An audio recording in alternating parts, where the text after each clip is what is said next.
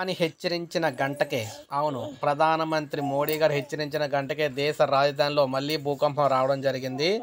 So మీరు చూసుకున్నట్లయితే ఉదయం భూకంపం వచ్చిందని మళ్ళీ భూకంపం వచ్చే అవకాశం అయితే ఉందని దేశ ప్రజలకు ప్రధాని మోడీ గారు అయితే తెలియజేశారన్నమాట.